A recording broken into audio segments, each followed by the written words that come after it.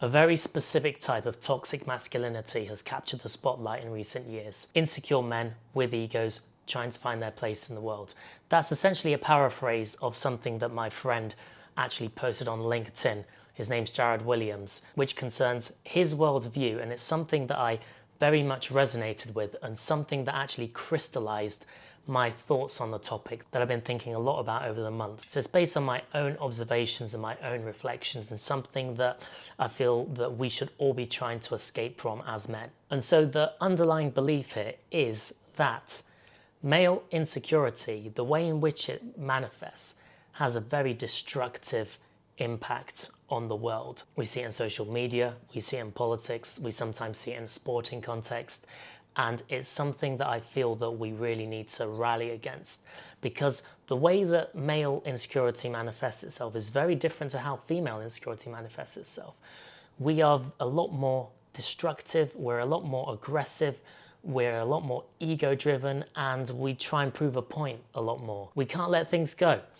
This is something that I've personally battled with, and something that I guess I'm continually trying to overcome. And it's something that I feel like as men we all have a duty to, because ultimately having a positive impact on the world isn't just a goal and shouldn't just be a goal, it should be a duty.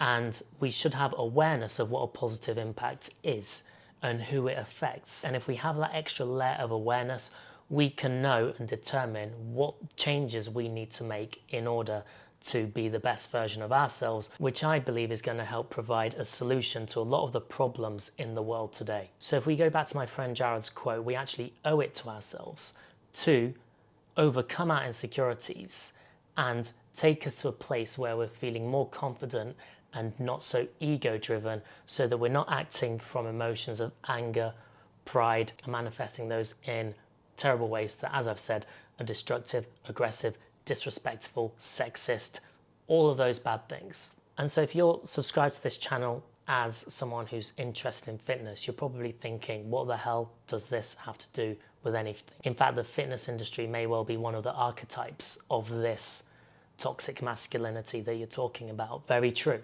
So we need to undo that. That's point number one. But point number two, we also need to go some way to undoing our insecurities, because that's where this negative behavior comes from. We need to go some way to boosting our confidence. So there are many layers of insecurity. Now, the solution that I'm about to provide is certainly not the solution, but it is just one solution to one of those layers of insecurity. And one of those layers is your physical health, your physical appearance, which has a direct impact on how you feel about yourself. And if you feel negatively about yourself, you're going to feel insecure. And if you feel insecure, you're going to be part of the problem that I've talked about. And so if we focus on our physical health, that's not just about looking good, but it's a catalyst for you improving all areas in your life. And that's what enables you to have much more of a positive impact, because you are building your confidence, you're feeling good about yourself, and hopefully with that, you're generating some self-awareness as to some of the negative behaviors that you've been portraying that are actually a result of you being insecure.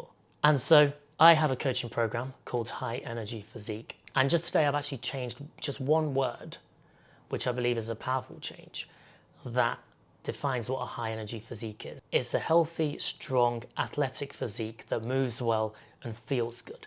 It did used to have looks good, but I believe that if you just focus on the physical aspect and the appearance of the physical aspect, then you're actually feeding into insecurity more, rather than you actually feeling good. If you feel good and you're not using your physique as a way to attract attention, which is a form of insecurity, then I believe that you are in the best place possible. And so that's why I've changed that word to feel good. And so you may have seen in other videos, if you are someone who is insecure about your physique, and typically when people join my program, these are the two things. They are under-muscled and they are overweight. This is something that's symptomatic of poor health and something that we have to change. And so the goal is lose weight, build muscle, and ultimately you're going to feel healthier.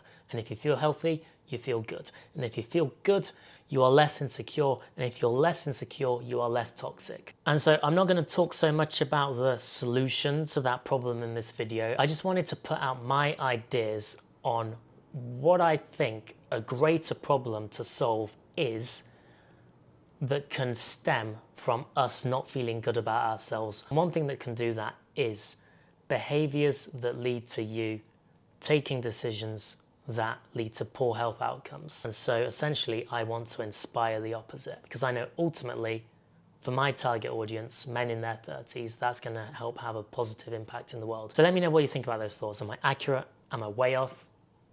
Do I need to go back to the drawing board? Or is that something that you resonate with? Is that something that you can get on board with? And is that, for you, a powerful reason for you to get into shape? Let me know in the comments. Thank you for watching. I'll see you in the next video.